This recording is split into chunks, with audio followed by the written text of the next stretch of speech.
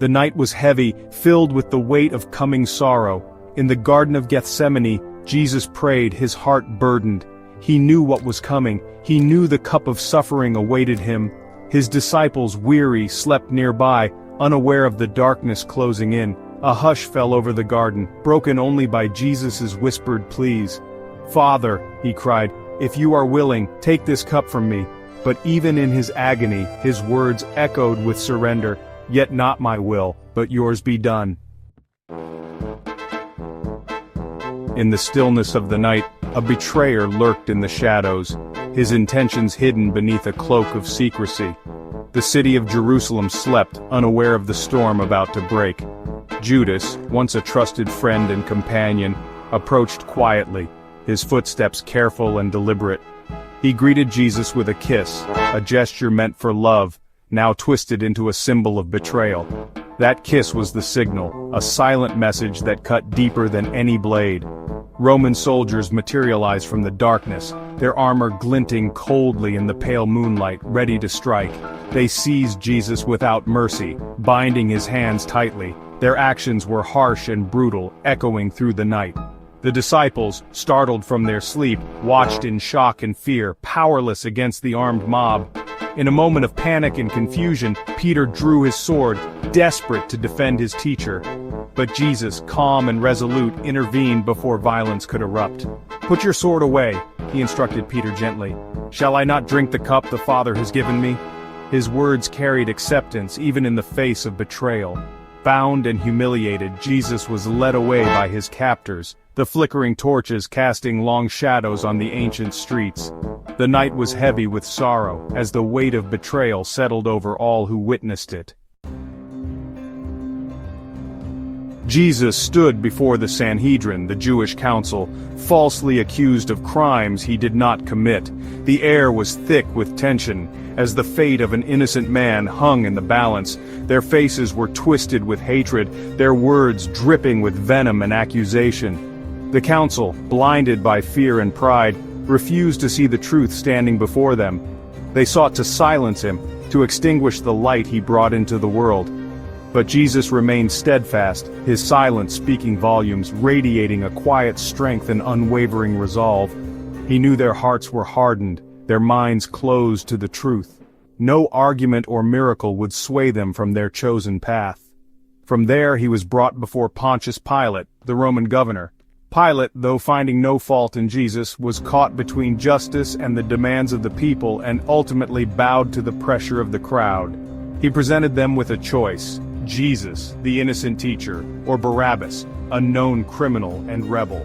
The decision was placed in the hands of the people. The crowd, whipped into a frenzy, roared their answer: "Release Barabbas!" Their voices echoed with a chilling indifference to justice and mercy, sealing the fate of the one who came to save them. In the cold, harsh light of day, Jesus endured unspeakable cruelty. The Roman soldiers, desensitized to suffering, saw him as a source of amusement. They mocked him, dressing him in a scarlet robe, a parody of royalty. They shoved a crown of thorns onto his head, the sharp points piercing his skin, drawing blood. "Hail, King of the Jews!" they jeered, their laughter echoing cruelly. Through it all, Jesus remained silent, his dignity unbroken. He bore their insults with the same quiet strength he bore the weight of the world's sin. Forced to carry his own cross, Jesus stumbled through the streets of Jerusalem. The weight of the wood, heavy and rough, dug into his scourged and bloodied back. The crowd, a sea of faces, watched with a mixture of curiosity, indifference, and open hostility.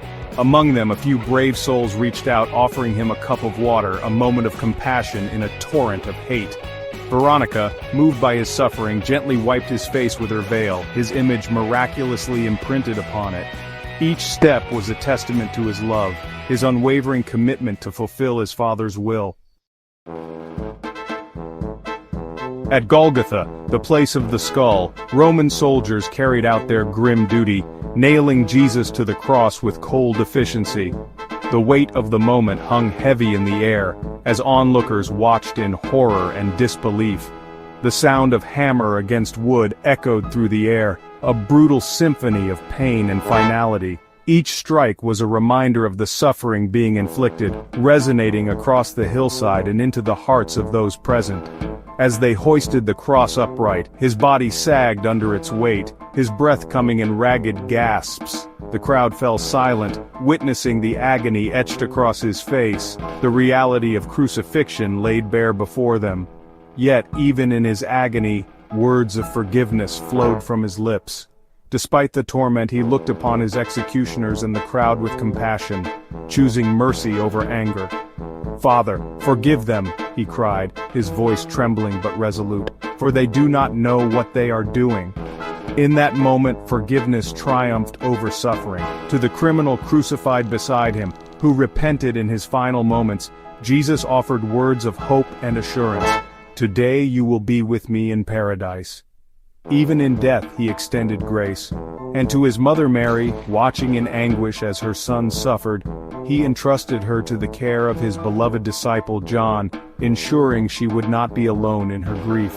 "Woman, behold your son," he said, and to John, "Behold your mother." In his final hours, Jesus' compassion and love endured, even as he faced unimaginable pain. As the sky grew dark, a hush fell over the crowd. The sun hid its face as if in mourning, the earth trembled and the thick curtain that veiled the Holy of Holies in the temple, a barrier symbolizing the separation between God and man, tore in two from top to bottom. These were not mere coincidences, they were echoes of the divine, a testament to the magnitude of the sacrifice being made. Jesus, with a final agonizing cry, breathed his last. "It is finished," he said, his words a declaration of victory over sin and death. Silence descended upon Golgotha, a silence heavy with grief and wonder. Jesus, the Son of God, the Savior of the world, was gone. But his sacrifice was not in vain. It was a love letter written in blood, a testament to a love that knew no bounds. The cross, once an instrument of torture and shame, became a symbol of hope, of redemption, of God's immeasurable love for humanity. For in that moment on that lonely hill, darkness did not overcome the light. Love triumphed, and the world would never be the same.